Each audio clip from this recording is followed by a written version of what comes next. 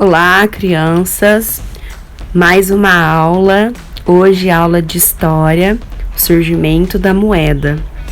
Tem um texto para vocês lerem, né? Praticamente todas as respostas estão aí no texto, tá?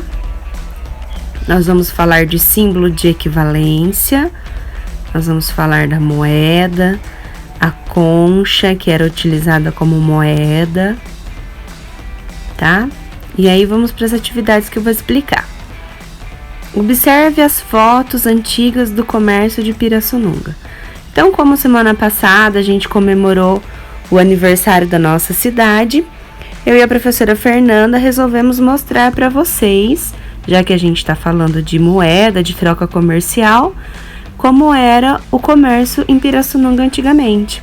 Quem vai poder te ajudar nessa atividade é a mamãe, um adulto mais velho, de repente o vô, a avó, que vai se lembrar bem de como era nesse tempo aqui, tá?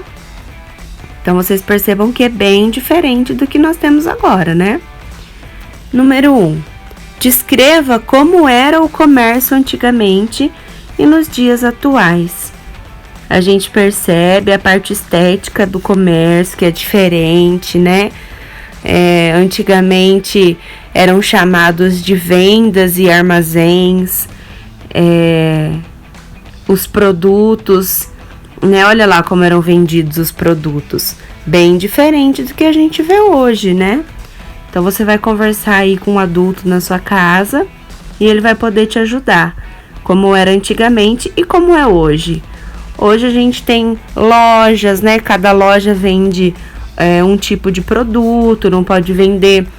A loja que vende roupa, de repente não pode vender comida, né? Tem umas especificações diferentes atualmente. E a forma de pagamento também, né? Então você vai conversar com o adulto e vai fazer a número 1. A número 2 a gente já vai pro texto, né? Com o uso da moeda, o que mudou nas trocas comerciais? Então, a gente volta lá no texto e a gente consegue encontrar essa resposta. Ó, nós já temos ali a palavra moeda destacada. Então, aí a gente consegue entender, olha lá.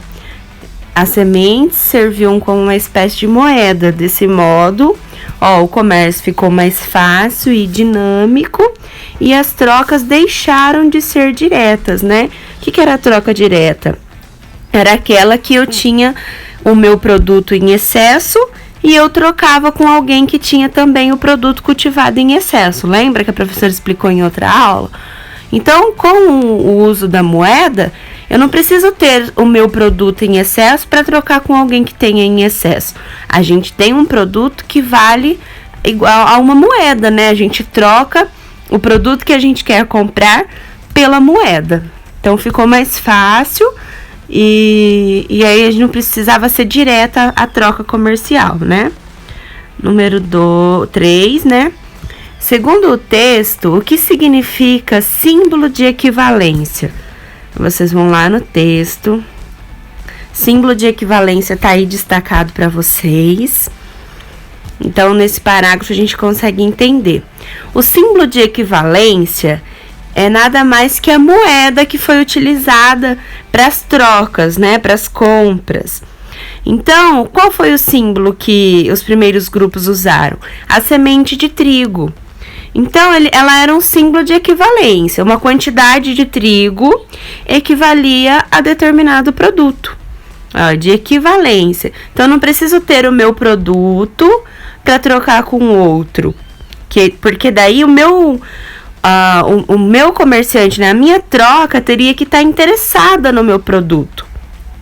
E se eu quisesse comprar batatas e o que eu tivesse a oferecer seria o leite? Mas e se a pessoa que vende a batata não estivesse interessada no meu leite? Então, era difícil porque você tinha que encontrar alguém interessado no seu produto. Agora, com o símbolo de equivalência, não. As sementes de trigo, ela era trocada. Então, eu dou uma porção de semente de trigo para a pessoa e compro a batata. Aí, essa pessoa quer comprar a roupa de alguém. Ela vai dar essa semente de trigo que eu passei para ela na troca. Então, Aí ela vai dar a semente de trigo para poder comprar roupa.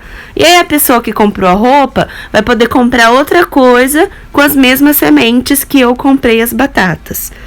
Vocês entenderam? Eles encontraram uma maneira de ter um produto que equivalia a todas as trocas, certo? Depois nas respostas a professora explica um pouquinho melhor. E a 4. Por que as conchas eram utilizadas como dinheiro? Então, a gente tem ali um Você Sabia, que vai falar sobre as conchas, né? Que elas eram usadas também como moedas. E por quê que elas eram usadas como moedas? Elas foram valorizadas porque elas tinham um aspecto semelhante da porcelana e era prático usá-las como moeda, pois eram pequenas e fáceis de transportar. Além disso, ela tinha o tamanho e peso, né? E muitas vezes bastava pesá-las para descobrir quanto dinheiro havia em uma porção. Você não precisava ficar contando, né? Era só pesar e aquele peso seria equivalente a certa quantidade para você poder fazer a sua compra, né? Então, é porque elas eram fáceis e pequenas, fáceis de transportar e pequenas. E as 5, quais regiões utilizavam as conchas como dinheiro? Olha lá, em algumas regiões da África e da Ásia, certo? Então, façam. Só a número 1 que não está no texto, as outras estão. E já já a gente volta com a correção.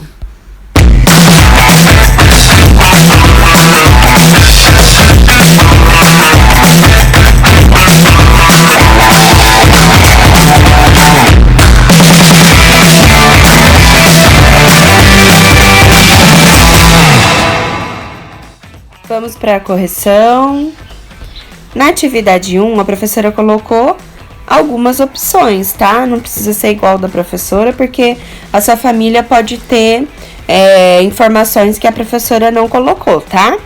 Mas eu coloquei que antigamente o comércio era chamado de venda ou armazém, né? Não falava muito loja, né? E aí tinha a compra fiado, né? Vou comprar fiado, que era a pessoa comprava hoje e só vai pagar no próximo mês, né? E tudo que era comprado para pagar depois era anotado em cadernetas, né? E a gente pode observar aqui nas fotos que os produtos não eram tão industrializados, né? Não tinha latinha de coisas, caixinhas de leite, né? Pacotinhos, vejam os barris aí. Provavelmente feijão, arroz, que eram vendidos assim. E eu coloquei que atualmente o comércio é mais conhecido como lojas e supermercados, né? E as cadernetas não são tão mais usadas. Agora a gente compra com cartão de crédito, né? A gente compra hoje para pagar no próximo mês, mas não é anotado em caderneta, né? A gente tem que passar o cartão. Certo? Número 2. Com o uso da moeda, o que mudou nas trocas comerciais? As trocas comerciais deixaram de ser diretas, de um produto pelo outro. Cada produto passou a ter um valor correspondente a determinada quantidade de moeda. Então, eu não precisava mais ficar procurando alguém que tivesse interessado no meu produto para fazer uma troca. Agora, a gente tem um produto só que a gente troca por todos os outros. E aí é determinado o quanto vale, né? E aí, isso entra no símbolo de equivalência. Por quê? É a 3, o símbolo de equivalência é o produto que passou a ser usado como moeda nas trocas. Por exemplo, que tem no texto as sementes de trigo. Por quê? Eu quero comprar uma vaca. Hoje, a vaca, por exemplo, custa R$1.000. Ela custa uma quantidade do nosso dinheiro, né? Antigamente, ela podia custar 3 fardos de sementes, por exemplo, né? Então, essa era a quantidade estabelecida, né? Porque o trigo, as sementes de trigo, era a moeda de troca, era o símbolo de equivalência para trocar todas as outras mercadorias. Tudo bem? Por que as conchas eram utilizadas como dinheiro? Porque elas se pareciam com a porcelana e a porcelana é um produto valioso. e porque eram pequenas e fáceis de transportar, tipo as moedas que a gente transporta hoje, né? E as regiões que utilizavam as conchas como dinheiro? Algumas regiões da África e da Ásia. Tudo bem, turma? Até a próxima aula!